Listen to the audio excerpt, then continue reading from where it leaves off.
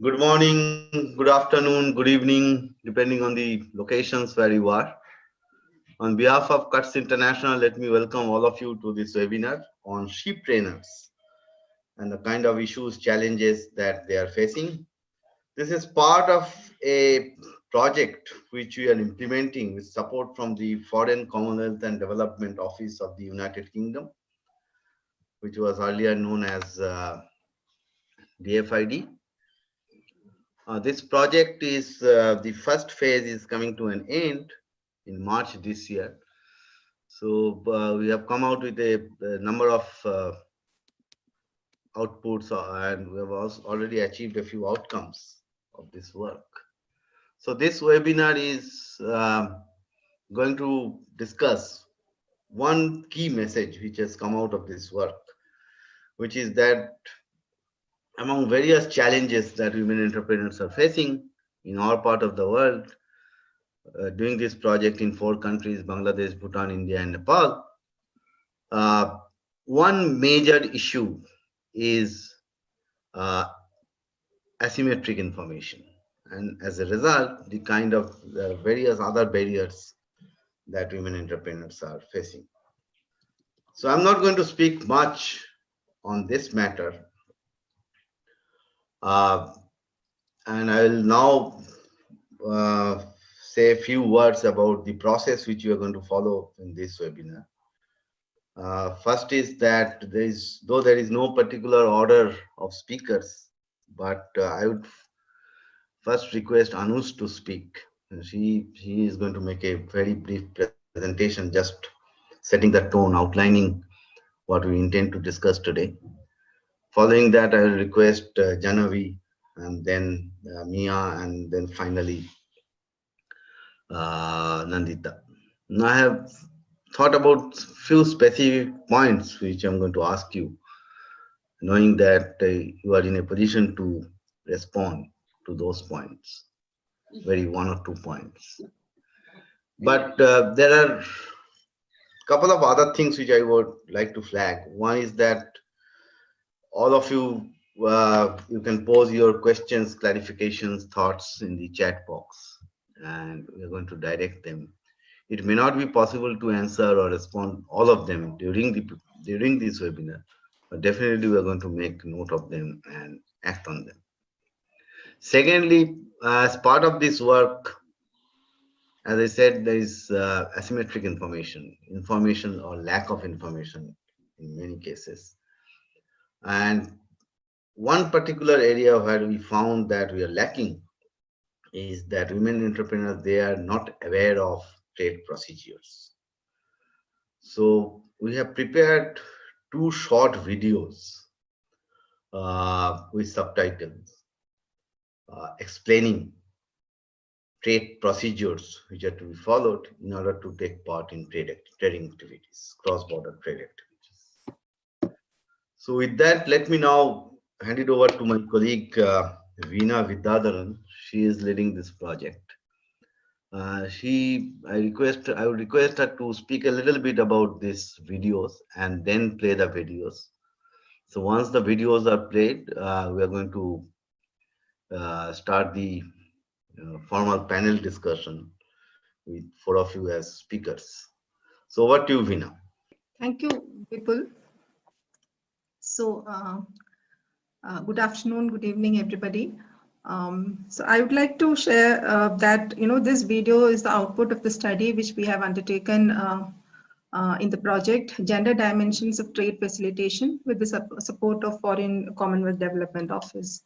So we did conduct survey in the BBIN countries with women entrepreneurs, and we came to know that most of them are in the informal sector, or even the aspiring exporters are somewhat reluctant to enter into the export business owing to various reasons. One is, of course, lack of awareness, and the other is just hesitation because they're unable to bear the risk involved or to avoid the complexities in the tax formalities, registration, etc.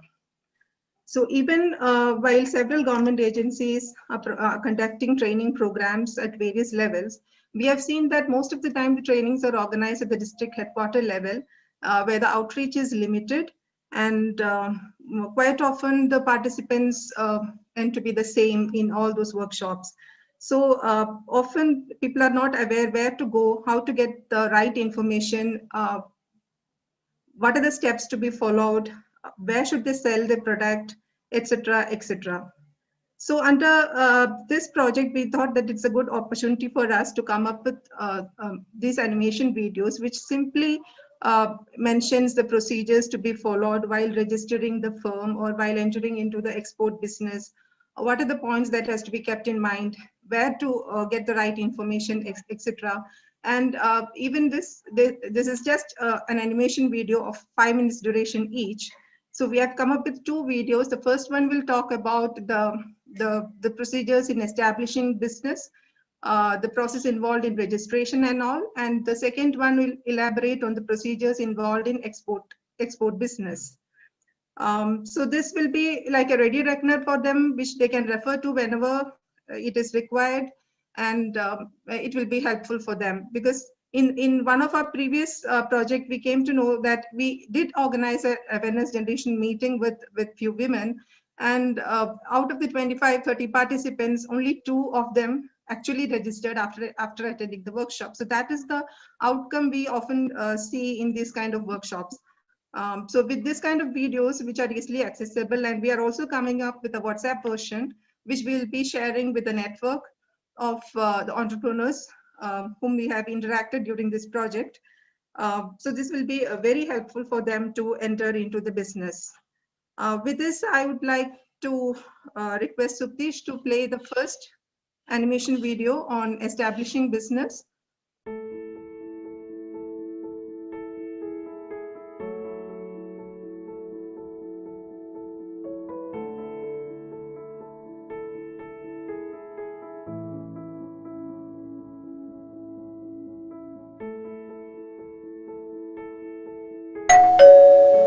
अरे कैसी हो सीमा, कैसे आना हुआ? मैं ठीक हूँ। रश्मि, social media पर देखा था कि तुम एक्सपोर्ट बिजनेस कर रही हो। हमारा हैंडीक्राफ्ट का काम है ना, मैं भी हमारे हैंडीक्राफ्ट के आइटम विदेशों में बेचना चाहती हूँ। बस उसी के बारे में पूछना था। हाँ बिल्कुल, जैसे कपड़े, जूते, खाने पीने की चीजें एक्सपोर्ट होती हैं, वैसे ही तुम हैंडीक्राफ्ट के आइटम एक्सपोर्ट कर सकती हो। पर मैं शुरुआत कैसे करूं? तुम्हारे पास अपनी कंपनी का जीएसटी नंबर और पैन कार्ड तो होगा ही। अगर पहले से नहीं है तो वो लेना होगा। साथ ही बैंक में करंट अकाउंट यानी चालू खाता भी खुलवाना होगा। ऐसा खाता जिसमें विदेश में लेन देन की अनुमति हो। एक्सपोर्ट शुरू करने से पहले तुम्हें विभिन्न रजिस्ट्रेशन करवाने जरूरी हैं, जैसे कि IEC code, business identification number यानी BIN, रजिस्ट्रेशन व मेंबरशिप सर्टिफिकेट यानी RCMC, ECGC का इंश्योरेंस और एक्सपोर्ट काउंसिल के इंस्पेक्शन सर्टिफिकेट्स। क्या तुम मुझे इन सब के बारे में विस्तार से बता सकती हो? हाँ बिल्कुल। सबसे पहले बात करते हैं IEC की। IEC का मतलब है इंपोर्ट एक्सपोर्ट कोड। इसके बिना कोई भी इंपोर्ट एक्सपोर्ट का काम नहीं कर सकता। IEC के लिए DGFT यानी directorate general of foreign trade की वेबसाइट पर अप्लाई करना होता है। इसी तरह बिजनेस आइडेंटिफिकेशन नंबर यानी BIN भी DGFT की वेबसाइट से ही लेना होता है। इसके बाद बात आती है RCMC की। हैंडीक्राफ्ट्स के एक्सपोर्ट के लिए तुम्हें export promotion council for handicrafts यानी EPCH से ये सर्टिफिकेट लेना होगा। इसी तरह अगर किसी को कपड़ों का एक्सपोर्ट करना हो तो अपैरल एक्सपोर्ट प्रमोशन काउंसिल से, ज्वेलरी के लिए James and jewellery export promotion council से सर्टिफिकेट लेना होता है। इन संस्थाओं की जानकारी भारत सरकार के उद्योग विभाग की वेबसाइट पर पहले ही मौजूद है। माल भेजने के बाद पेमेंट का कोई नुकसान ना हो, इसके लिए तुम export credit and guarantee corporation of India यानी ECGC से इंश्योरेंस करवा सकती हो। ECGC.in वेबसाइट पर अनेक बीमा पॉलिसी दी गई हैं। तुम अपने बिजनेस और जरूरत के अनुसार पॉलिसी चुन सकती हो। तुम्हें एक्सपोर्ट काउंसिल ऑफ इंडिया की वेबसाइट eicindia.gov.in पर इंस्पेक्शन सर्टिफिकेट्स के लिए भी अप्लाई करना होगा।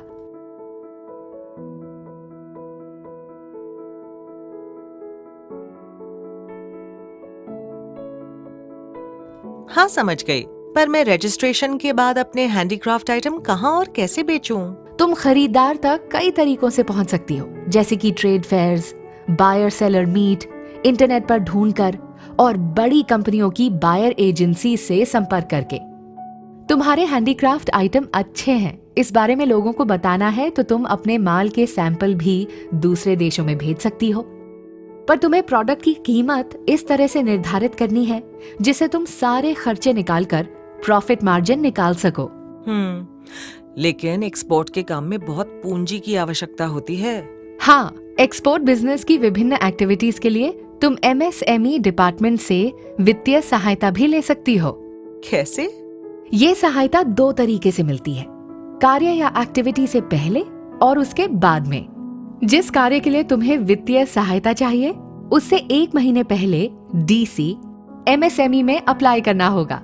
इसमें ये डॉक्यूमेंट लगेंगे: रजिस्ट्रेशन सर्टिफिकेट, 2 लोगों के पासपोर्ट, ओनरशिप प्रूफ। इसी तरह अगर तुम्हें ये वित्तीय सहायता वो कार्य पूरा होने के बाद चाहिए तो उस कार्य के 1 महीने के अंदर क्लेम के लिए अप्लाई करना होता है। इसमें ये डॉक्यूमेंट लगेंगे: सभी बिल्स की डुप्लीकेट कॉपी, पासपोर्ट की photo copy, original flight ticket, order पूरा होने की फीडबैक रिपोर्ट। इन सब के अलावा सरकार ने वित्तीय सहायता के लिए कई अन्य योजनाएं भी निकाली हैं, जैसे महिला उद्योग निधि, स्त्री शक्ति पैकेज, ट्रेड। इस तरह पैसों की समस्या का भी समाधान हो गया। समझ गई ना? हाँ बिल्कुल, मैं भी ये रजिस्ट्रेशन का काम करवाती हूँ और कोई दिक्कत रही तो तुम हो ही।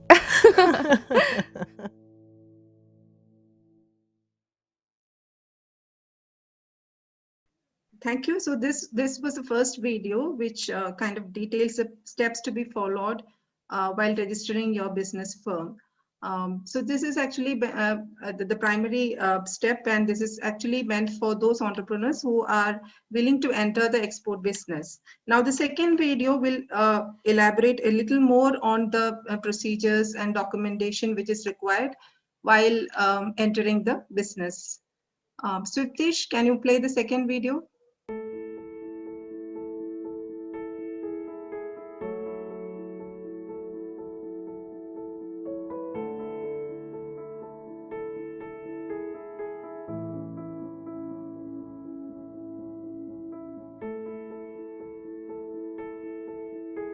सीमा, क्या हाल है? आओ रश्मि, आज रास्ता कैसे भूल गई? सोचा तुम्हारे हैंडीक्राफ्ट एक्सपोर्ट के काम का श्री गणेश हो गया होगा, तुम मिठाई खाने चली आई। हाँ क्यों नहीं। वैसे रजिस्ट्रेशन तो हो गई रश्मि, कुछ खरीदारों ने हमारे प्रोडक्ट्स में इंटरेस्ट भी दिखाया है। मैं तुम्हें फोन ही करने वाली थी कि माल विदेश भेजने का क्या तरीका होता है। देखो, सबसे पहले तो तुम्हें अपने प्रोडक्ट का एक प्रोफॉर्मा इनवॉइस यानी कि एक कच्चा बिल बनाकर अपने बायर को भेजना होगा।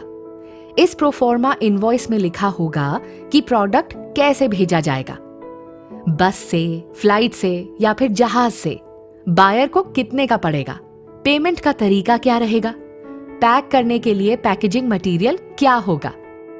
इसके बाद तुम्हारा कस्टमर सब बातों से सहमत होने पर हैंडीक्राफ्ट आइटम्स का ऑर्डर कंफर्म कर देगा। ऑर्डर कंफर्म होने के बाद तुम्हें कमर्शियल इनवॉइस बनाना होगा। ये इनवॉइस एक सामान्य बिल की तरह ही होता है। अब बात आती है प्रोडक्ट को भेजने की, यानी शिपिंग की।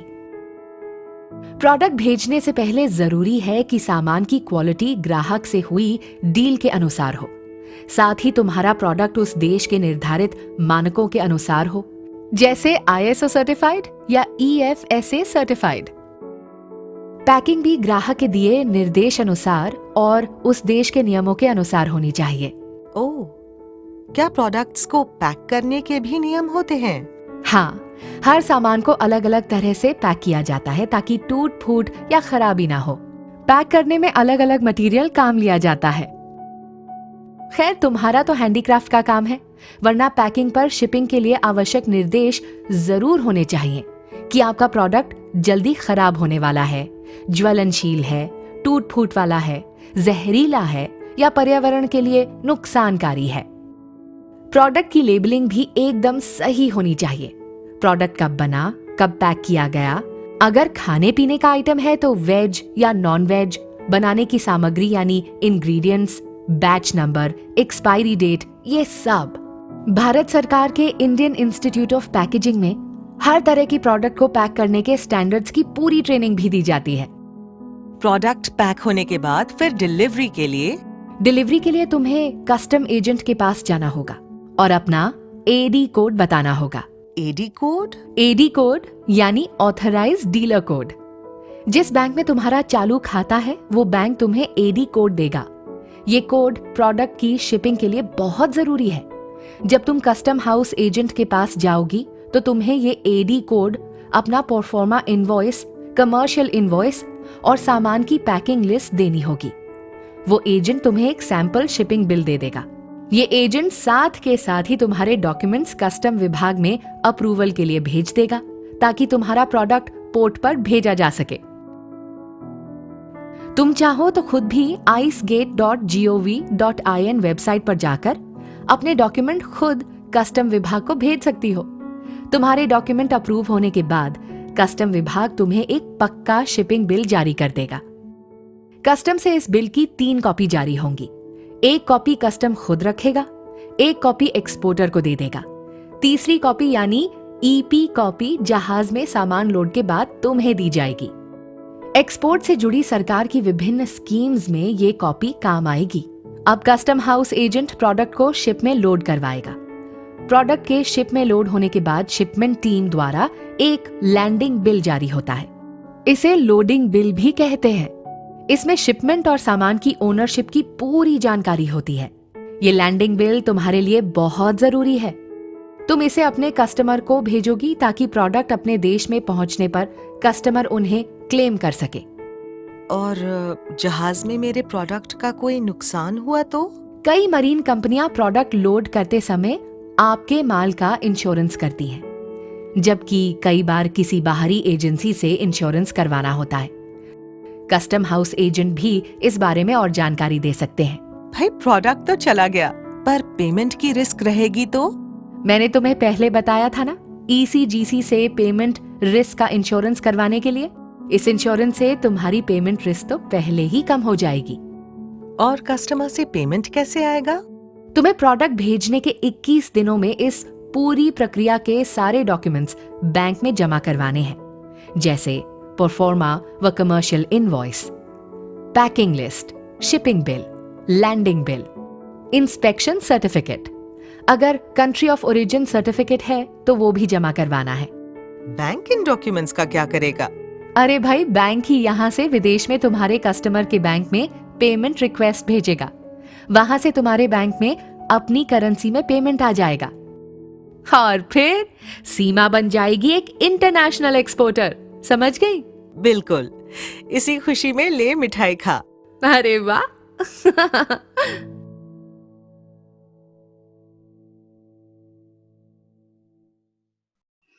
Thank you, Veena. Thank you, Suptis. Now, before we come to the panel discussion, as I said, I will first request Anoush to speak.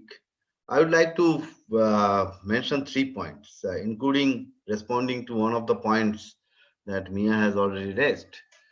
First is that these videos we have prepared keeping India in mind, and I'm happy to share with you that our partners are preparing them for their respective countries, Bangladesh, Bhutan, and Nepal. So that will cover the whole sub-region. There are mostly the procedures are more or less same with differences in some places, some areas, nuances as well. So keeping those things in mind, we are our partners are doing those videos. Second is that you must have noticed in these videos we have shown, particularly the first one, a number of portals, and many of them are in English language, whereas that may be a barrier to have better access to them. So this is one realization that we have, and we are now going to advocate for that as much as possible these portals should also be in local languages, so that it will be easier for our entrepreneurs to access them. And number three, and that is something for which Mia has raised this point to me.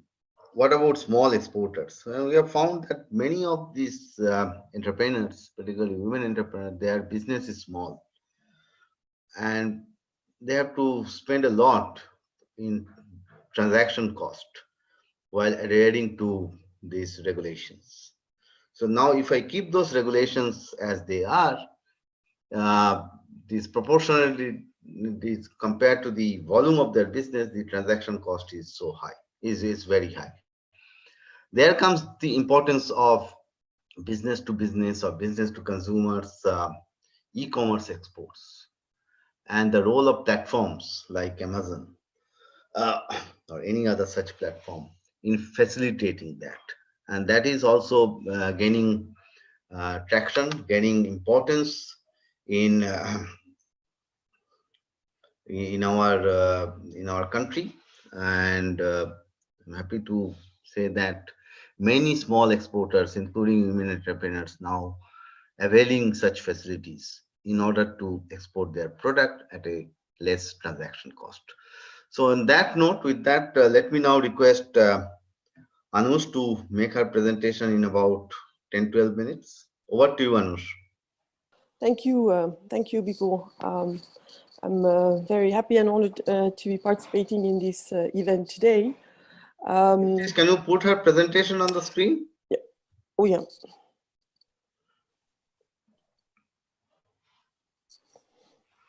Great.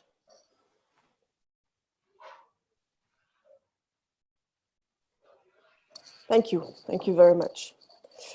My name is Anoush Boghossian, and I am driving the work on trade and gender in the World Trade Organization since 2016. And today I will talk about two issues of the two issues that will be presented in this panel. That is to say, why access to information is crucial for women entrepreneurs to participate in international trade.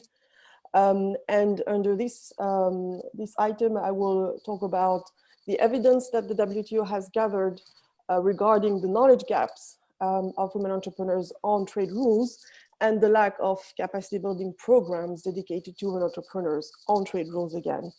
Another aspect I will develop is that knowledge is really absolutely fundamental if we want to use trade as an empowering tool for women entrepreneurs. If you could go to the next slide, please. Thank you. The second part of the presentation will focus on, how can we reduce the challenges? So in the WTO, I will present briefly the program that the WTO wants to launch this year, dedicated to women entrepreneurs.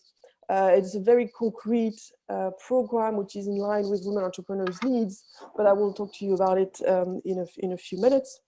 And I will also talk about other solutions, namely solutions in relations with how to integrate the gender issue in trade policies when they are being done by governments. So for the first part of the presentation, could you please go to the next slide? Thank you. So the idea of why access is so important. And in the WTO, in the last 2 years, we have gathered evidence that women entrepreneurs lack knowledge on trade rules. So first of all, I will sort of look at how women entrepreneurs are actually not integrated in international trade. So globally, you have figures from the International Trade Center that tells us that only 15% of business women export. The surveys that we conducted, the evidence that we gathered in the last 2 years in 3 regions, in East Africa, in South Asia, and in Latin America. So combined in all these 3 regions, only 27% of women entrepreneurs are exporting. And in South Asia, specifically, only 25% of women entrepreneurs are exporting. Actually, it's interesting to note that during these surveys that we did, we surveyed more than 800 women entrepreneurs in all the 3 regions. It's interesting to note that actually when they answered the question, do you export, yes or no, some of them didn't really realize that they were exporting, especially in South Asia. Some said that they were supplying to international market, but reported that they were not exporting. So about 13% of them said that. And also 6% of women entrepreneurs surveyed in South Asia said that they were exporting, but reported that they were not supplying to international markets. So already there you can see that there is, the simple terms of trade are not really integrated into the minds of businesswomen. So in terms of additional evidence, we have discovered in those surveys that actually there is a general knowledge gap on trade rules and agreements faced by women entrepreneurs. So according to the surveys we did combined in all these three regions, 45% of women entrepreneurs have received no clear information on customs requirements and expressed difficulty in accessing information on international export, import, and including tariff. In South Asia, it's 34% that received no clear information on customs requirement, and 53% have difficulties in accessing information on international export, import, including tariffs. In the three regions combined, we have discovered that also 19% of women entrepreneurs do not trade because they have no or very little knowledge of how to export. And in South Asia, it's 16%. Yeah. So other figures that we have gathered in the last 2 years, we have also seen that only 50% of women entrepreneurs receive trainings on trade generally, and only 35% of them on trade regulations and customs procedures. That's again for the three regions combined. And for South Asia specifically, 47% of women entrepreneurs have received trainings on trade generally, and 39% on regulations and customs procedures. However, we see also that despite the current level of knowledge on trade rules, which is not very high, 55% of women entrepreneurs intend to export in the future. The figure in East Africa is even higher, is 94%. And in South Asia, it's 75%. So you can see that there is an eagerness, as Bipul was saying, that women want to go on the export market. And altogether, 92% of women entrepreneurs are interested to take trade-related trainings, and in South Asia is 80%. So basically, the data shows that there is room for action. But we didn't stop there. We didn't just stop, interviewing women entrepreneurs, understanding their knowledge gap. We also looked at the different training programs that were existing, let's say, globally and regionally. So we looked at we evaluated about 20 institutions at the international level and regional level. And we found out that there is no really long-standing capacity building programs for women entrepreneurs on trade rules specifically. So, I mean, you have a lot of trainings on for example, on business management, on marketing, on finance, but not so much on trade rules. And this is why we decided in WTO that we will be launching this program for women entrepreneurs, and we will be doing this year, but I will get to that in a minute. If you could go to the next slide, please. Thank you. So actually, the question is, why is this knowledge so fundamental? So fundamental? Because this is important. Because if we want to use trade as an empowering tool, if you look at, the video showed us all the paperwork that you need to produce in order to be able to export. So you have to also think in terms of so many different items that you need to think about when you want to export. So you must, for example, know how to comply with these complicated border procedures, understand the legal trade jargon as well. Sometimes it's not so easy. You also have to find your way into the maze of various tariffs applied by countries, which are the results of negotiations at the national level, at the regional level, sorry, or at the multilateral level. You have also to recognize and understand numerous non-tariff barriers.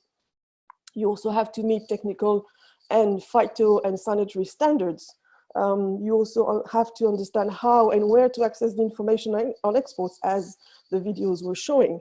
You also have to understand and access trade finance, as the videos were showing. So this is a non-exhaustive list, but this is just the, let's say, the trade kind of part of it, the trade rules kind of part of it. You also have another trade aspect, which is also that women entrepreneurs will need to think about. So in addition to the all points I've made, they would need to also research their market, their export market. They would need to implement an export strategy, review their capabilities, because as Bipul was saying, women entrepreneurs have very small companies. They have to construct this export plan. They have to choose their sales presence. They have to promote their products. They have to get paid on time. They have to choose their distribution methods, and so on and so forth. So it's just a whole package that women entrepreneurs need to integrate if they want to have access to international trade and to the opportunities of created by trade. Because actually this is something which is quite interesting to understand. This information is crucial, yes, but the question is also why use trade as an empowering tool? But because it works. It can impact women's business positively. And I'm thinking about the issue of diversification of their activities. It's diversifying their customers, their markets, their products, and opportunities. For example, they have different seasonal opportunities in different countries. That's one aspect of how it could be positively impact the business of women. So, which means that they would be also less reliant on the single domestic market, and that will help them have a more sustainable business. Another aspect also which I want to mention is that knowledge will also help women dispose of the middleman, because often when they do export, when they do trade, they have to have a middleman. And I'm not talking about a middle person, I'm talking about a middleman mostly. So this also will help them being more independent, let's say. And another point which I want to make is that especially for cross-border traders, knowledge is also power, because they have then power over some customs officials that can be biased and that could take advantage of their lack of knowledge on trade rules, and maybe add extra fees to their transactions, for example, without them being aware that this is not the right thing to do. So basically, overall, there is a lack of knowledge, there is a lack of offer in terms of capacity building programs. And now I'm going to go to the next slide, looking at solutions that could be set up to help women integrate international trade. So the first one, I will talk about the program that the WTO wants to set up and launch this year. After those 2 years of talking to women entrepreneurs to understand their needs, to understand how they what they intend to do, how, if they want to export, yes or no, and why. So we have crafted in the WTO this program, which is extremely concrete, with the idea of filling the knowledge and the training offer gaps. So the concept is very, very straightforward. It will be tailor-made to women's entrepreneurs' needs. It will be regionally anchored. It will be a train-the-trainer program. There will be also a lot of support in the implementation of the knowledge. So the idea would be, we're not going to leave women entrepreneurs in the trade jungle. Once we have trained them, we will continue to support them when they would implement their export strategy and they start exporting their products and services. So we will keep their hands all through that process after the training as well.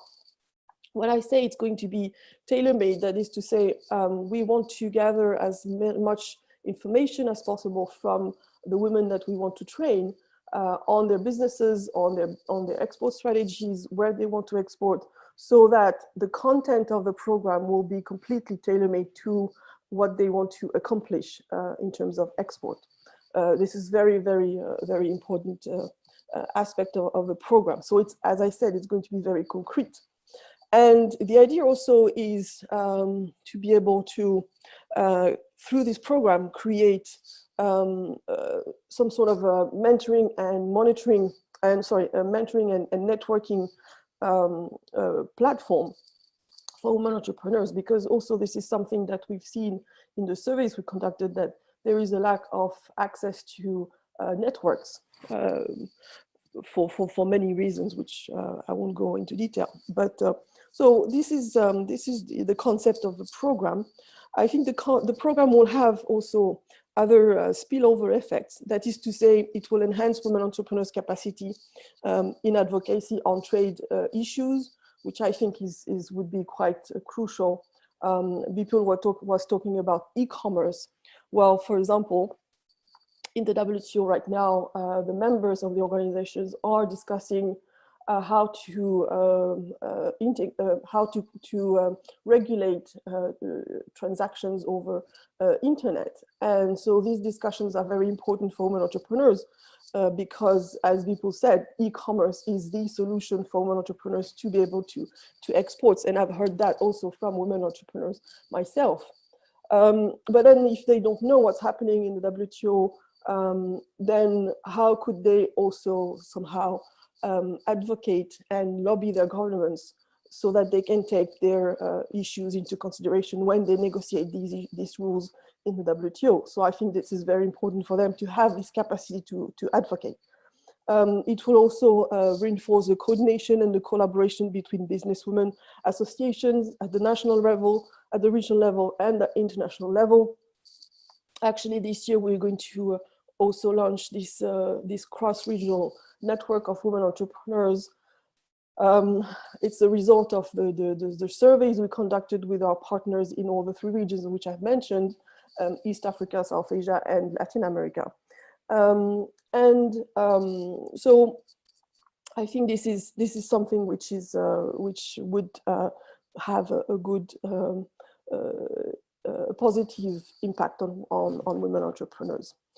Also, another thing which is very important is that this program will be implemented in partnership with governments. We would of course need the support from them. Also, we want to integrate them as partners in this program because they have a lot of different, let's say, information or initiatives and policies that they've put into place for women entrepreneurs, and often women entrepreneurs don't know about them. So I think this is also that could also be an important added value to the program. If you could go to the next slide, please. So to finish the presentation today, I would like to also highlight other solutions which could also be of interest for women entrepreneurs to integrate international trade. And these solutions are, for example, how governments can integrate a gender aspect when they craft their trade policies and when they implement the different trade agreements that they adopted in the WTO. Looking at the trade facilitation agreement, this is one of the issues at hand today in this webinar. Looking at the trade facilitation agreement, there is one provision in the agreement that says that governments need to digitalize customs procedures. So they need to set up e-customs procedures so that they are easily accessible to all the different entrepreneurs domestically, but also outside of the country. So this is also obviously something which is very beneficial for women entrepreneurs, because they can, through this process, they can avoid to have face-to-face meetings with customs officials, which can be have a biased opinion about them. There was a survey in one of the countries in South Asia, which looked at how looked at this aspect of how women were treated by customs officials, and they found out that actually they had to wait 30%, 37% longer on average than men to see the same customs official. So already there is some issues there. Also, e-customs procedures is a time saver for women entrepreneurs. They don't have to run to the other side of the town to meet the customs official. They can do it from their home online. It's easy, it's direct, and also it has an impact on the costs of exports for women, because if you have your export permit which is delayed, then that has a cost. It has an implication on the prices of your products, which are then higher, and then it has an implication on the women's entrepreneurs' wages, obviously. So, but I think this is something that I would like to add a point to this aspect, is that that's great. You know, if governments are setting up e-customs procedures, that's wonderful. But you need to understand also that a lot of women entrepreneurs, as Vina was saying, are in the informal sector, and they are not so much savvy in using these new technologies. So, and you know, if you look at the gender digital divide, it's still very wide globally. So this issue is demonstrating how cross-cutting gender issues are. And it's not just because you are setting up a customs procedure that this will solve women's problems, let's say. It's not enough. If women don't know how to use a computer, or if they don't have access to one. So policies actually need to be inclusive of each other. So that's kind of a point which I wanted to make. And for me, this would have a positive impact. It has a multiplier effect, because you know, because governments then would need to train women on these new technologies. So that's a win-win when you implement these trade agreements with a gender lens. Another aspect of trade policy is I would like to take a look at, for example, the policies which are set up by governments for small businesses. We know that female-owned firms tend to be smaller than male-owned firms. If we look in South Asia, for example, 44% of women entrepreneurs employ less than 10 people, and 35% between 11 and 30 people. This comes from the surveys we conducted in South Asia, which I've mentioned at the beginning of this presentation. So, and when we look at the global picture, we see that actually 1/3 of the world's small businesses are women-owned. And this is the same thing for developed countries. In Canada, for example, 38% of the self-employed entrepreneurs are women. So therefore, I think that, you know, empowering those small businesses would have a direct impact on women. And actually, if you look at WTO members and the way they've crafted their trade policies, looking at this issue, you can see that about 30% of WTO members have included trade policies supporting women-led companies or small businesses. You know, the trade policies are looking at support on financial support or financial incentives for small businesses and women-led small businesses, for example, facilitating access to credits. They also have incentives helping them access to global value chains or to be more competitive on regional markets. So these set of policies have actually impacted positively women entrepreneurs in the WTO members members countries that these policies were implemented. So, but again, for any gender-related trade policy, information and communication is key. If they don't know about these opportunities and these schemes created by trade policy, then what's the use for them? So again, this communication aspect and information sharing aspect is very important. The last aspect of these section, I would like to talk very, very briefly about these different trade policy tools that the WTO is currently working on. And we are looking again at the trade facilitation agreement. And in the WTO, we're now working on some indicators for governments to help them integrate gender into their trade facilitation policies. So it's kind of a big, huge mapping out exercise, which has a method of 5 different steps. I'm not going to go too much into detail, but basically the idea is for this tool to be available by the summer 2021. And once the tool on trade facilitation will be finalized, we will also extend this method to other WTO agreements. If we could go to the next slide, please. So in terms of conclusions, it's very simple. As I said, building trade capacity for women entrepreneurs is a key element to help them integrate the global market. But here I would like to, as I said, it's going to be, there is a lot of room for action. But here I want to make a real, I want to focus on one aspect, is that the room for action is great, but actually action should be concrete, grounded into the reality of women entrepreneurs and traders. Otherwise, the use of what we can do is very much diminished. And lastly, I would like to also say that we are going to in the WTO, we're going to a new phase of activities and actions on trade and gender.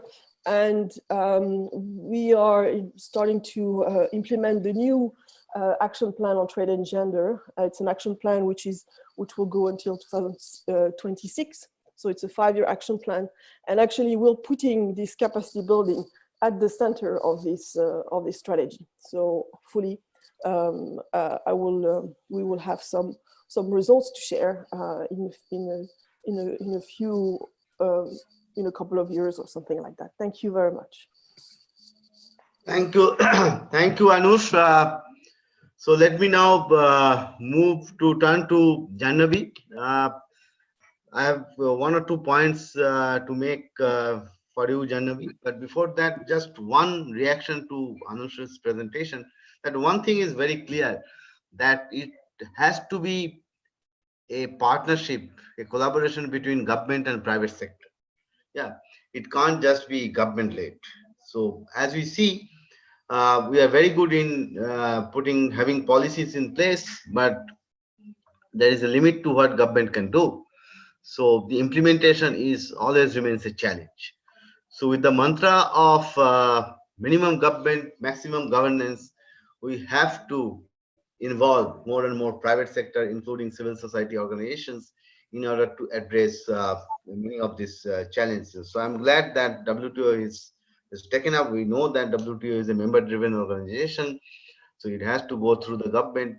But I would urge you, Anoush, to involve private sector, to involve civil society organizations, community-based organizations, women entrepreneurs directly to implement the program. So on that note, Jahnabi, you have heard this presentation. So yes. Let me And I know that you are an entrepreneur. You have your own business, particularly on tea, on tourism. And more importantly, you are also leading a large network of women entrepreneurs, small as well as big. Uh, so what is your experience? Experience. We know the problems. We know somehow we know the solutions. But when it comes to implementation, there is this challenge. So how should we overcome this challenge? That is something which we are very keen to know from you. Over to you, Jahnabi. You have about 10 minutes. Okay, thank you very much. Well, thank you, Bipul, for making this possible to be here to discuss and deliberate on mainstreaming shepreneurs in international trade. It was a very interesting learning from WTO, Anoush. And I would like to say that as an entrepreneur myself and as representative of the Women's Chamber in India called FLOW, the Women's Wing of FICCI, let me just go through some of the points I thought I should bring up here. So we know that the changing global economy is now offering new opportunities for women through services, through global value chains, and the digital technology that you spoke about. Today, more than 2/3 of women in the developed countries, they were employed in the services sector. In 2017, up from 45% in 1991. And in developing countries, the proportion of women in the services sector went up to 38% from 25% in that same period. Countries are getting more integrated with the global value chains, which is to create jobs and increase wages for women. The global value chains tend to have positive indirect benefits for all aspects of women's livelihoods, such as education, digital technology, the new online platform. They all create opportunities for women to bypass the traditional trade barriers, expand the entrepreneurial skills, develop flexible careers that enable them to manage both work and household responsibilities. But for women to reap these rewards, countries, all countries, and ours included, they need to adopt more reforms in the trade policy to reduce that discrimination against women while building the human capital that women represent. And despite all these advances, women across the world still hold the fewer jobs, still paid less, still likely to experience worse job conditions than men. Among fewer than 1 in 2 women work. Among those who do work, 80% women occupy medium and low-ended jobs, low-skilled jobs. And they're overrepresented in the informal sector, which of course WTO has already spoken about. And just 3 of female employees in low-income countries can qualify as skilled workers. So it's a trade policy, coming back to that. Against women, it's resulting in lower levels of employment and higher prices for consumer goods. So targeted policies in trade can help women maximize the benefits of trade. So when we talk about the trade barriers, we need to have them which impede women's access to international markets, to improve women's access to education, financial services, and digital technology. I've seen it coming in as the FLOW president last year. We at FLOW have tried to work on the connecting women, and we find even women in our level that they need so much of knowledge inputs. When we are talking about e-commerce and that what Anoush has spoken about, knowledge is power, we try to bring in the government e-marketplace, like your video had showed, to connect our women.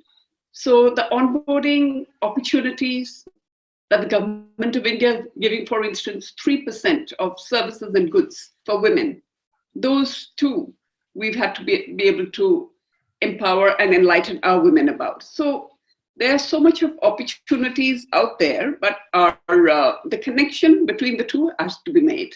But coming back to what we were talking about, trade, that now everything has been looked through the gender lens.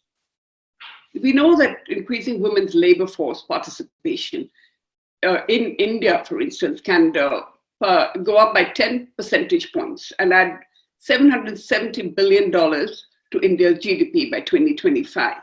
And this path of achieving gender equity can only come if we have different approaches to this, to the trade policies at hand. there is a need to recognize that decision-making must take the gender lens into focus every time. So the gender-sensitive approach to trade is essential. And we think, so the development of gender mainstreaming is important, sectoral policies, a gender review of all phases and products of work, a gender balance in decision-making positions. We need a targeted intervention to reduce gender inequalities, equal participation of women required, monitoring by women's organizations, and accountability. We need equal employment opportunities. There should be access to basic services, such as health and education, and access to resources, such as land, credit, and business services, as well as the technical assistance that Anoush has spoken about, that knowledge is power, that targeted training in education. So coming back to our work in Flow, we've seen that working in the Flow mentorship cell has been amazing, that there's so many women who need to be mentored, who are interested in taking it forward, and who've achieved a certain level themselves, who want to mentor other women along. So mentorship is a very key component to women's development on the whole. So right now in India, we are 49% women in our 1.3 billion population, but only 14% of businesses are run by female entrepreneurs. That is only 8.05 million out of a total of 58.5 million entrepreneurs are women. And the global average of women's workforce participation is 48%, as against India's 27%. And it is a fact now that the avenues like e-commerce will help bridge this gap. And this will add that $700 billion to our economy to make women an inseparable part of our government's 5 trillion goal policy.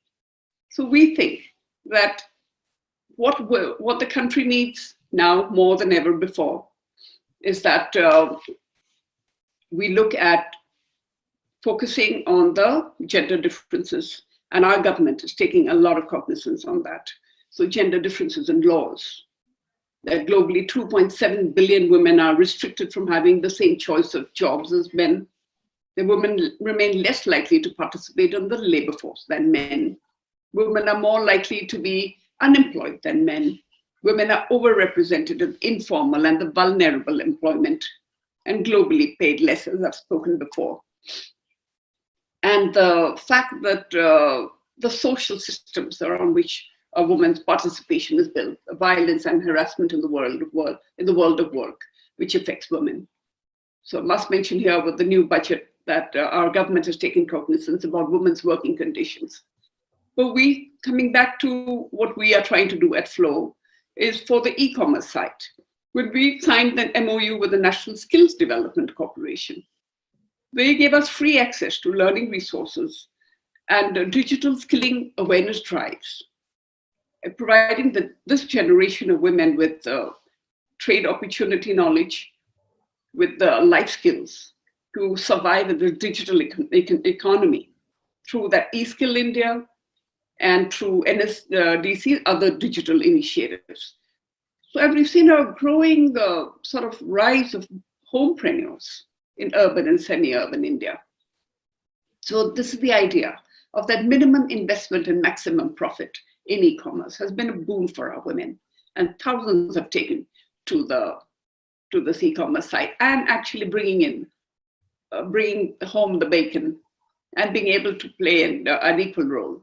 So, and this has given women the flexibility and to avoid what Anoush has spoken about, the trade difficulties of having to interface the men at the trade borders. Everything would happen. The opportunities are now lying on the online space. And this way we've mitigated the gender barrier. Women get their flexi home time, and they're being able to have this direct interface with the seller and cut out the middleman. So with India, with being second largest internet user in the world, with over 600 million internet users, India is poised for a great leap forward. And like I'd mentioned, GEM opportunity has given us for women, not only for women in the services goods, but they're also looking at women at the grassroots. They're also looking at onboarding the artisan levels And we at Flow are trying to make that possible. During the pandemic, when there were millions of artisans, which was the second largest employer in the country after agriculture, where women are concerned, this sector has shown a lot of resilience in being able to, they've equipped their skills. We've tried to connect them to an online platform called Creative Dignity, where they learned how to photograph their wares, put it on the net. So the next level is we're trying to get them onto the GEM platform. And here also the government is taking cognizance and trying to help this connection. So on all levels in our country, this is happening. It's a long way forward, but these are the beginnings. And we'd like to say what we've done at Flow in the village adoption program as well, where too the women are taking on the online skills, getting trained digitally while being at home. So, and being able to empower themselves and survive within their own ecosystem. So that's the other trade that they're doing in the very informal sector. Like you've said, each women have very small companies in the country, but now with that one person company that the government is mandating, it's very good news for the women, Indian women here. And we'd like to also lastly talk about what I've been doing in Flow. Since last year, we brought up the worldwide consultation with women's bodies on trade possibilities. It went off, it had received a great response, and we called it the Women of 7 Regions, or the W7 Initiative, in which we are trying to create a worldwide forum for the exchange of information, experience, visibility, and connectivity among women business owners. We're trying to set the stage for new opportunities and joint ventures among women entrepreneurs and business leaders. So far, we've met with and had roundtable discussions with Myanmar, Netherlands, Vietnam, Chile, and Ireland, with the support and cooperation of the ambassadors of all the countries. And the next step will be the MOU and connecting our women at Flow on a B2B level with sectoral interest to match the women of those countries. And our next phase is taking place now. So I think in these ways, with that mainstreaming of the shepreneur is also our bit, what we are trying to do. I can only speak for the organization that I represent now, and see that those are the ways we are taking it forward. And we think what WTO has spoken about, the training program for women could not come at a better time, because Indian women are poised for the new leap at different levels. And I'm sure we would all find a place in this new world. Thank you. Thank you, Jahnabi, for telling us of all these positive developments, not just challenges, which are taking place through FLO and various other initiatives that you talked about. Now, let me come to Mia, but before I do that, I just want to flag one point. That now we are talking about post-COVID recovery. Now, my point is, how can you make it more balanced, more resilient, more sustainable? And we cannot do it unless we address all these challenges, all these sources of inequalities that 50% of our society, of our humanity are facing. At the same time, the positive story which has come out from Jahnavi's presentation is that as we are becoming more and more digital, if we can bridge the gender divide in the traditional sense as well as in digital sense, things are going to move in a positive direction. The challenge before us is how can we leapfrog that. So on that point, I'm sure that Jahnabi must have made FLO's presentation to the Commerce Ministry as we are going to come out with our new trade policy. And this is something, mainstreaming gender in our trade policy. I'm sure that it must be there in your agenda. Now, coming to you, Mia, you have seen this presentation, you have heard Jahnabi, you have seen our videos. I know that you have been working in the whole Asia Pacific region. You have varied experience from Vanuatu to Bhutan. Now, one point which is striking me is that, and this is from our literature review, that women entrepreneurs in Southeast Asia, in Pacific Islands, they are doing relatively better as compared to South Asia. So my question to you to begin with is, what are the reasons and how South Asia and Southeast Asia, the Pacific Islands, how women entrepreneurs can come together, uh, not just to develop their capacity, but to do more trade, but actually to do more trade with each other. So over to you, Mia, in about 10 minutes. Thank you. Thank you, Bipul. I'm not sure I can actually answer very directly your question, because we haven't done a comparative study between the performance of women entrepreneurs between the sub-regions in Asia Pacific, but I can speak about the factors that we have found working for business entrepreneurs and against them in various contexts. And before doing that, let me first thank you for giving me opportunity to talk in this forum. Of course, I am a very recently retired director of Trade Investment and Innovation Division of ESCAP since Monday. And I'm speaking now as an advisor at large of ARTNeT, which is Asia Pacific Research and Training Network on trade, and also as a advocate of women's influencing role in policy making and as well in private sector. Let me start, and let me also thank my fellow Anoush and fellow panelist Jahnabi for excellent, very comprehensive presentations. It is very little I can add in a contextual sense, but maybe, you know, because I strongly believe that a repetition is mother of learning, then maybe just repeating some of these things that were said, maybe we can, you know, strengthen the message from and takeaways from this panel that need to be heard by different stakeholders, governments in particular, but also private sector, civil society, and other social networks that we have. And so I think I have 4 points that I want to comment on, Bipul, and hopefully I can sort of get the elements to your questions as well. These points are the following. Very quick comments on the general trade policy design and making.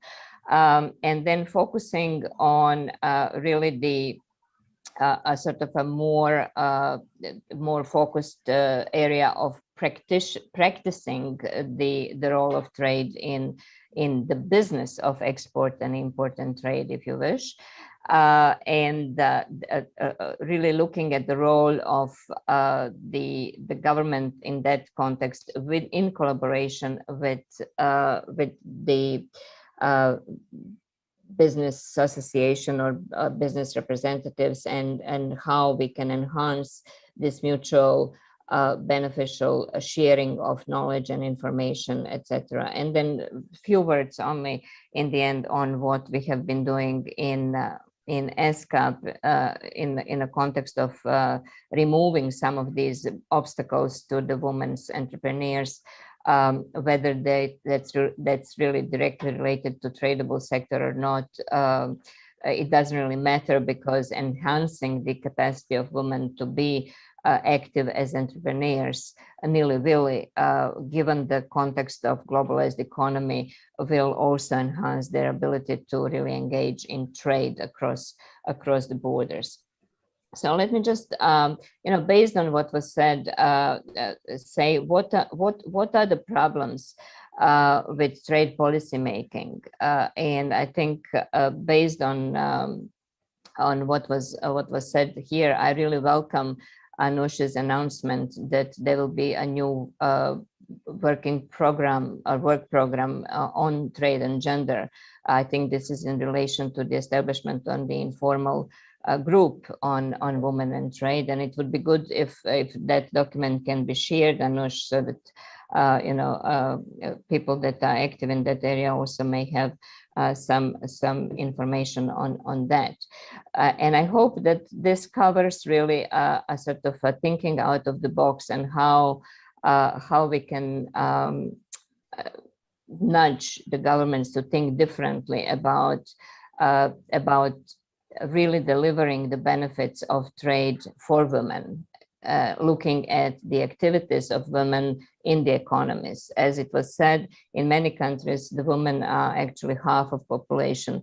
But when you look at how much they accounted for in commanding the businesses or contributing directly to tradable activities, it is always much less. And the question then is why? The reason for that is that the environment for women to engage in directly, in businesses are not made with thinking of the benefits for women to engage in that. And because, as it was said, main decision makers still are men, and therefore they start looking at the rules and looking at the policy instruments and mechanisms, etc., from their own perspective, and do not take advice in terms of how to feminize those policies. I think it is very important to look at to position trade policy to be gender transformative policies, and to really take into account the elements of accountability with implementation of such trade policies. Why we don't have that is because we can't actually measure anything. The impact that trade policies have on women specifically are not measurable at present. And they are not measurable because we don't have data. And we don't have data because the way how data is collected, again, was set without the interest to collect the data that is gender differentiated. Right? So the whole mindset needs to be changed. Of course, investment will need to be made into allowing different data collection, and from there we will have much better transparency and therefore accountability of the policymakers when it comes to what impact trade and other policies that have gender differentiated impacts really deliver. And that comes not only through the unilateral trade policies, but in particular through trade agreements or free trade agreements, right? We have grown to accept that in the process of ratification of free trade agreements, there will be certain requests to demonstrate what are the impacts on environment, for example, of the trade measures that will be taken through the agreements.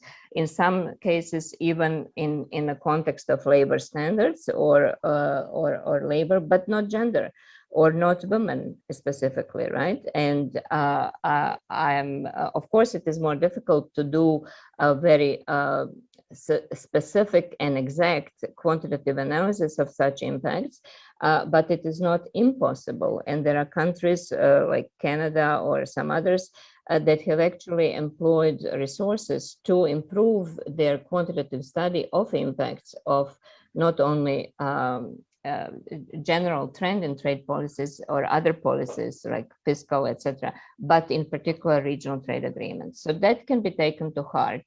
And that once that is changed, then of course in the new environment of how we set trade policy and how we allow that the trade policy is, that we change the way we do trade policy, then we will have the change also how do we do business. So let me now turn very quickly, because I'm aware of the time flow, to the issue of women in business and in trade in specific. And I would like to draw your attention to an article that appeared in I think in the Financial Times in September 21 by Linda Scott, and it was titled, "It is time to end the male monopoly in international trade." And this is a fantastic, very short article in which she demonstrates that how in 21st century, at the verge of entering into third decade of the 21st century, the trade business, the business of export and import, the business of trade facilitation in particular, is still male dominated. And it's male dominated because of so many factors that have been already explained very well by Anoush and Jahnabi. In terms of why don't we have women entrepreneurs, why their business is small, why they have obstacle in directly dealing with business challenges, having lack in capacity, not only in terms of business models, financial literacy, computer literacy, trade rules literacy, standard literacy, understanding this complexity. I was amazed looking at the videos and looking at how many actually steps one has to take to register the business, to make it legal, to submit the documents, which documents and how, the amount of transaction costs involved in that, keeping in mind that women at the same time, and this is particularly relevant now for you, Bipul, because you're asking about your region, where women are still actually predominantly responsible for taking care of the household, education of children, taking care of elderly, etc., etc. The time that they need to invest in keeping with the red tape to engage in business, whether it is national or across the border, is enormous. And so then the recommendation for them to actually use middlemen is not helpful, because it is making them again dependent on someone in the middle that will reduce their profits and income and actually reduce their knowledge to handle the challenges, right? So the solution to that is to simplify the rules. The solution to that is to make them actually accessible to women with the knowledge that they have and with the time that they have, and to use the digital technology as much as possible for the simplification, not to only say, okay, now we have digital technology and therefore you can fill in multiple steps because you are doing it by clicking the buttons. It's not that, right? You still need to one click to do that, to be able to say that you have done smart changes in that context. So I think I think all of the stuff that Jahnabi was saying will be very, very useful for women to engage.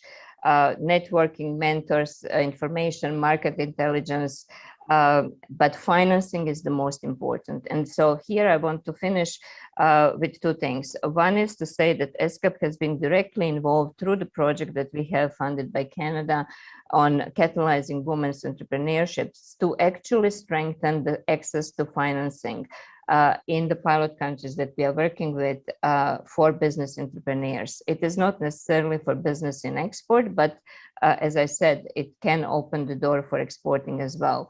And so we are working with access to financing through the various fintech modalities. We are working through direct funding, through grants to the businesses. We are working with partners to enhance the issuance of women's bond, so that we enhance also the ability of the local environment to fund these businesses. And we have had already 7,000 plus women actually being benefited by accessing various sort of improved financing in their work, which I'm very proud. We are very, very proud of.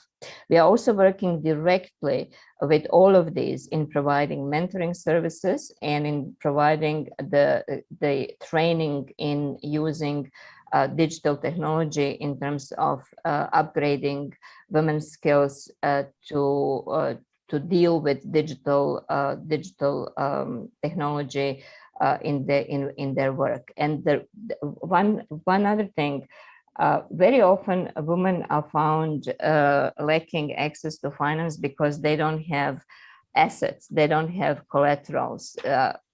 In this article that Linda said, I love this one. She says 80% of the world's surface is owned by men.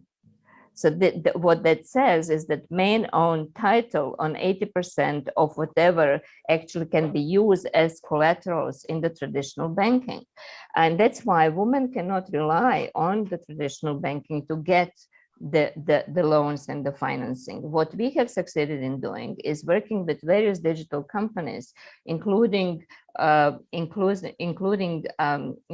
digital payments like Visa, MasterCard, etc., to help women collect the data on their transactions in doing business and to transfer that information on the volume of business they do into the asset, into the digital asset that they can actually use in going to the bank and saying, look, this is the volume of business I have.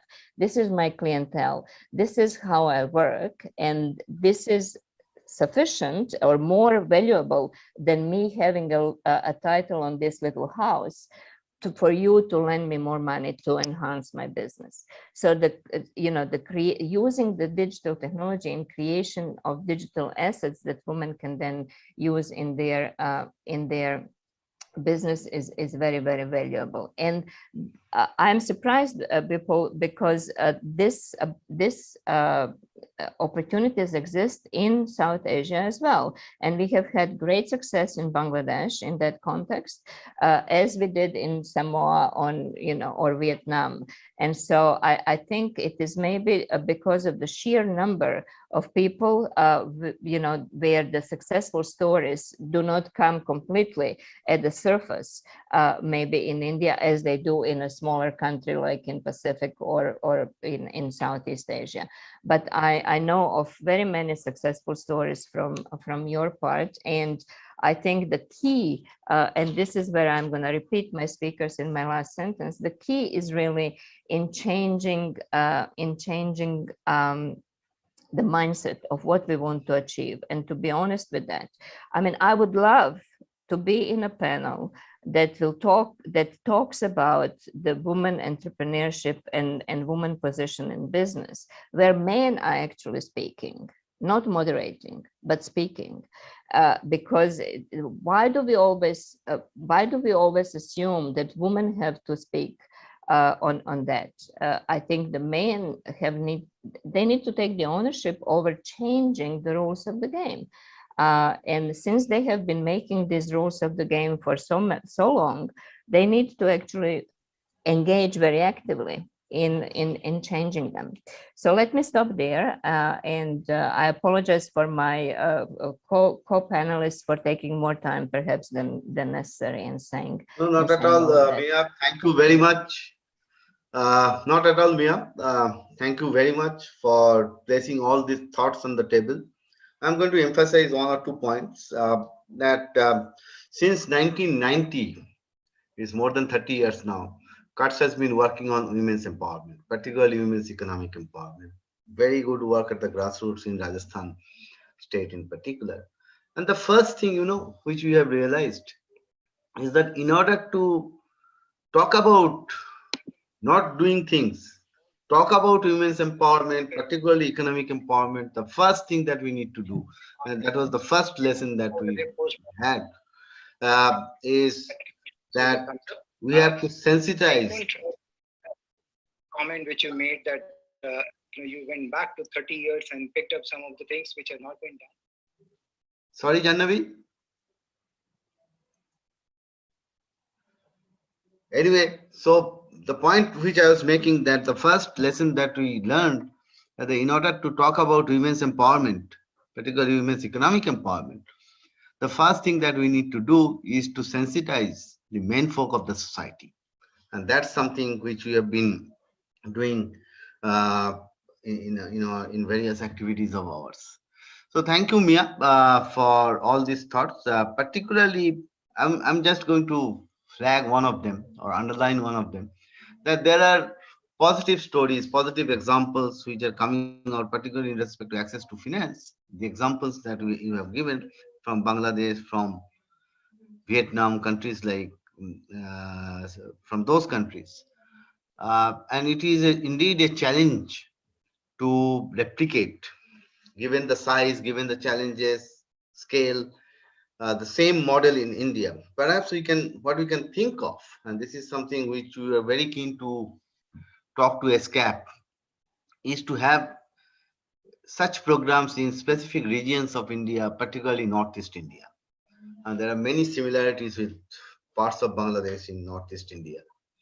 And that is something which going forward, we are going to take it up, and we need to talk to even ESCAP, Government of India, uh, to take it forward. So on that note, let me now turn to Jahnabi, Nandita.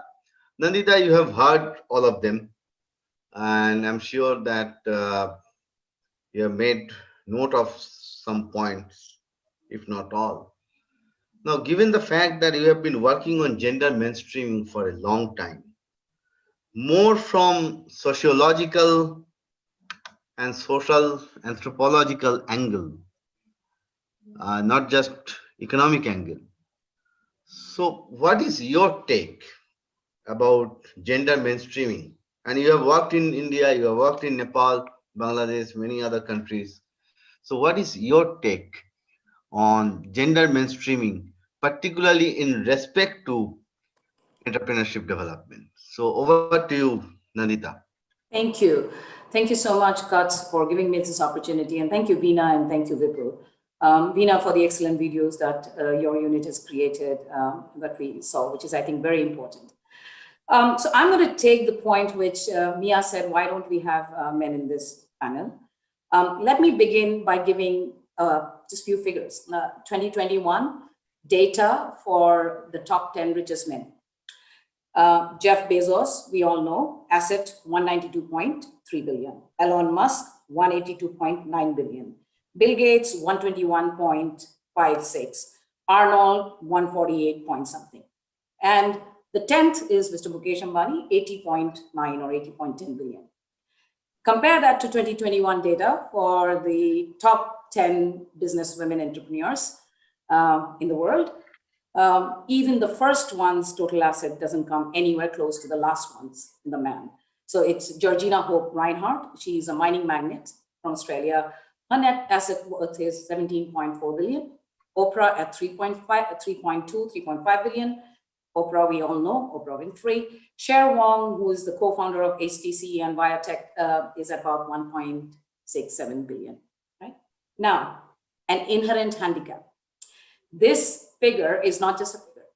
These figures indicate the years of control and access over resources, knowledge, technology that men have had, and women have a long way to climb to reach anywhere close to that. That's not to say that that's not happening. 2017, people, you're aware, we brought out this. Yeah, we brought this book, we did this research, Asia Foundation did. It said, expanding the benefits of trade to women in the BBIN region, a program design primer. I think, Anoush, you quoted from one of that, 38% more waiting time for women compared to men in customs. This was 2017, today we are in 2021. And I kind of, was trying to recollect what we were saying then and where have we moved from 17 to 21. The challenges remain, but opportunities have increased. And that's an interesting thing. Even between 17 and 21, what Jahnabi was saying, the massive scale up on access to digital areas, digital platforms for trade, for any kind of economic activity, for enterprise development, for skills training, for information is exponential. It's been an exponential increase in the last 10 years, right? So obviously it's way higher as we are sitting here today, 2021. We fast-tracked the digital journey because of COVID, because a lot of us were forced to go digital in everything that we were not doing digitally. Interestingly, it also created opportunities, and I like the term which you're using, Jahnabi, homepreneurs. Women who were probably just doing small things, who then said, wait a minute, I am a great baker. I need to start baking, and I could actually use this time when people are not going to restaurants or not going out to market my products. And I can tell you, in Delhi, in the area where I stay, it's a small colony. There used to be 2 female bakers. Now there are 10 of them. Okay, so there has been this, and there's also an acceptance that's now happening. Is this going to sustain? Is something that we need to ask ourselves. Okay, how are we going to make some gains that have happened sustain? Secondly, how are we going to make up for the gains that were lost because of COVID? Let's also not forget, today we are at a juncture in the economic growth globally where we have had massive breakdown of economic systems. We have had a massive downflow. And so we've had governments throw stimulus packages after stimulus packages at us. I just want to take a step back and say, can we just analyze those stimulus packages from a gender lens? Is there enough in those to support those women who would have fallen off the track during this period because of both the inherent handicap and the handicap caused by the pandemic, which was gendered? Do we have the economic stimulus packages, which is for explicitly focusing on saying, if you set up an enterprise with 50% more women, you might get a certain kind of a tax rebate. If it's a women-led enterprise, there may be a better advantage for you in terms of accessing loans, trainings, trade markets. And this is something I was talking to my colleagues in Asia Foundation today from Bangladesh, Nepal, and Pakistan. And all our countries are going to have to look at this when we are talking about increasing women's footprint in international trade. But to do that, we also have to say, where are they in the internal home trade section? Where are they in the economy in our own countries before they move to that international arena? There are a lot of women who are probably doing great in the international arena who would have taken a big hit because of the COVID. How is that going to be taken care of going forward? Now, I think when we did this research in 2017, we talked about 4 areas. And Bipul, and Veena, you're probably aware, because we discussed this at length with you guys. One was an infrastructure gap. At that time, when we talked infrastructure, we were also looking at roads, connectivity. We're looking at about improving access to electricity, water, everything that women need for enterprise, and who has maximum access to these raw material, as you would call it, or hardcore infrastructure at a given time and space. To that infrastructure today, I would also like to add access to technology-driven, IT-driven, internet-driven infrastructure. All the digital infrastructure that is needed for women to make real use and real good use of this growing, growth in the digital area. We talked about capacity gaps, and I think those everybody has talked about, so I'm not going to talk about it. But one thing is also very clear: we have to break up how we are going to address capacity gaps, right from the point of the primary producer of a particular good to the secondary buyer to the final exporter. There is a chain, there's a value chain out there which needs to be addressed across the sector. Not every small MSME or SME person in, say, Rajasthan is going to become an exporter, but her goods can be exported by other women intermediaries who can be the next entrepreneur. So that value chain absolutely on capacity needs to be broken down, and it has to be addressed at pre-border, at the border, and post the border. So if you're looking at it as as an international trajectory, you have to look at it from that perspective. The knowledge gap beyond the economic, cultural, information barrier, today we are at the point where I think technology barrier can become big unless we address it full on and make sure that all women who need to be a part of the economic value chain have that technological knowledge, information, and the accessories needed, even if it's something like a smartphone or a phone in which they can do trade. Support gap, that's the policy point. The support gap, I think it's both government support, the non-governmental, Vipul, as you were saying in the beginning. It's a multi-sectoral support that will have to be there. There are issues about how complicated the forms are, whether the forms are available in multiple languages in India. There's no point having it just in Hindi or English in a country like India, or in any country. You need to be able to have that. Information about the countries that you're going to export to, is that easily available? Where is the supply and demand networking support that we can provide to women? And I think that's critical. And I think, to me, what was very interesting in the in the recent budget that was announced. And that's, again, a very important factor to keep in mind when we talk about greater share of women in international trade, is also redefining labor, at least for South Asia and India, definitely. We need to redefine what we call traditionally formal labor force versus informal labor force, because there is this big growing sector of the digital labor force, the platform and the gig worker or the gig economy. I think it's a big disservice to call them informal.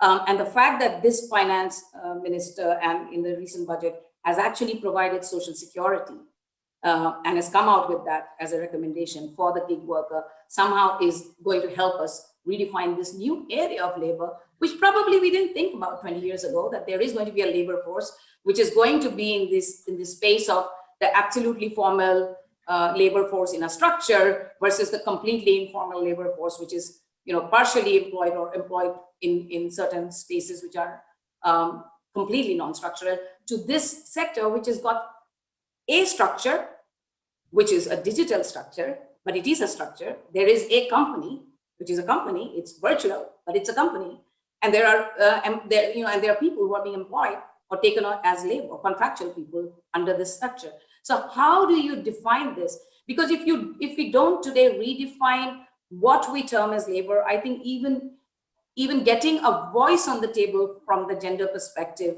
on this new emerging market is going to be difficult. It's really going to be hard because we lose out that voice. So I think, to me, it's going to be critical, Bipul, to say that, taking into account everything that the other three speakers have so eloquently put before me, is to really start focusing on what I think Jahnabi was saying. There's this new age economy. There is also a divide between rural entrepreneurs and urban entrepreneurs. And that divide needs to be connected. There is also an access divide between rural, semi-urban, tier 2, tier 3 entrepreneurs and markets they access.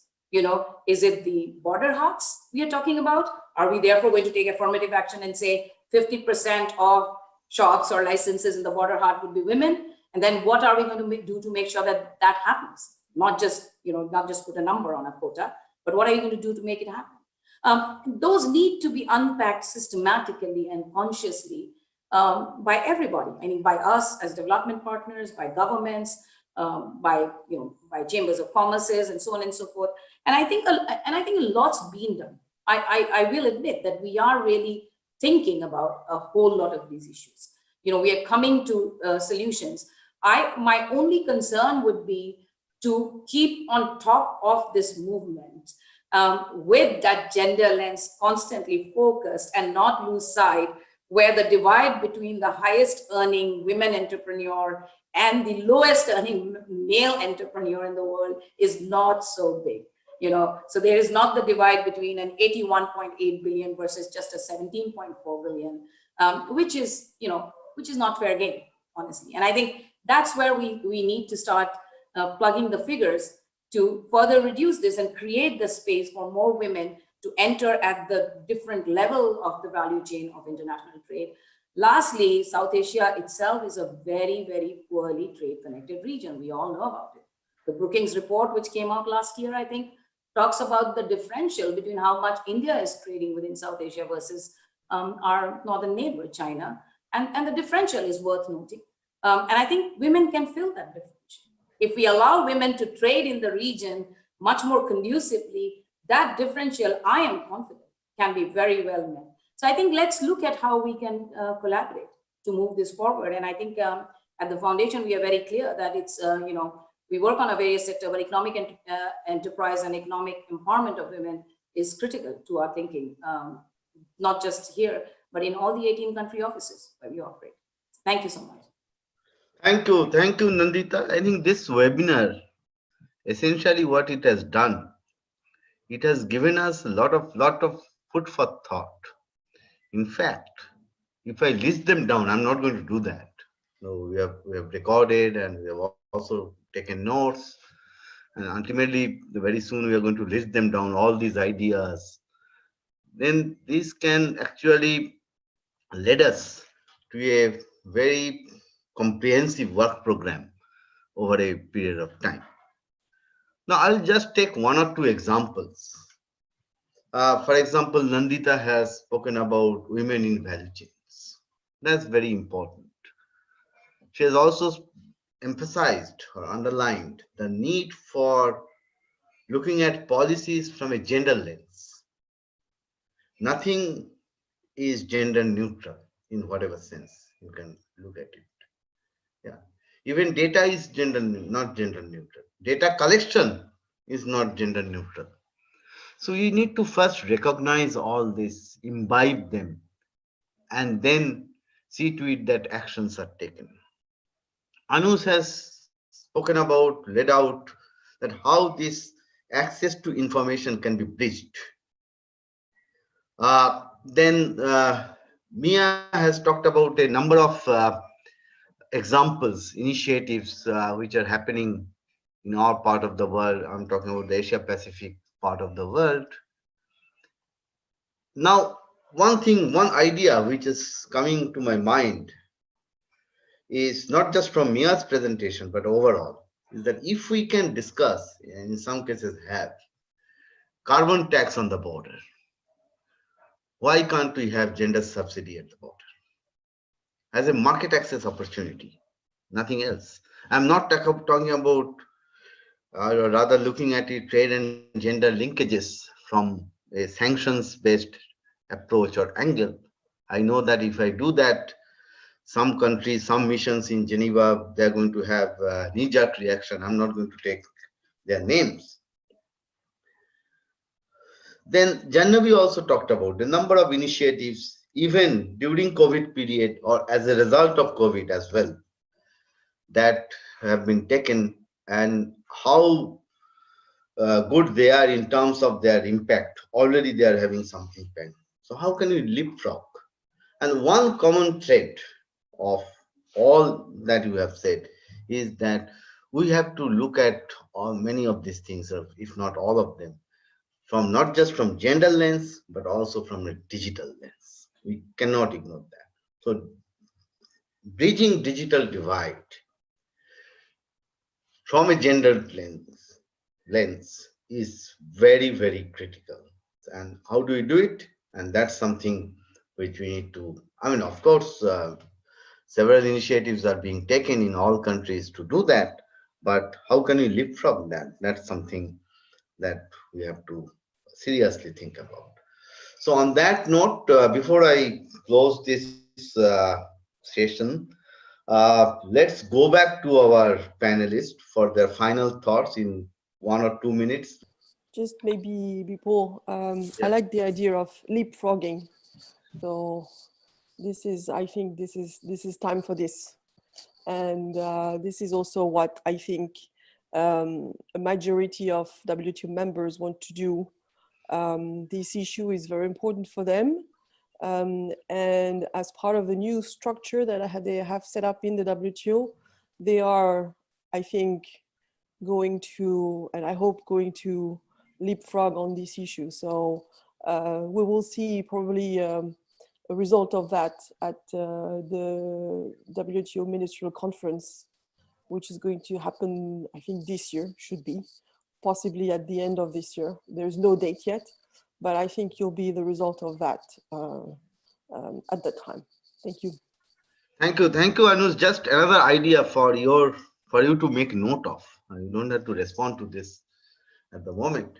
Is it possible for the WTO Secretariat, particularly your macroeconomic division, to come out with a new database, maybe at HS6 or HS8 digit level, where women traders or women entrepreneurs, women workers are predominantly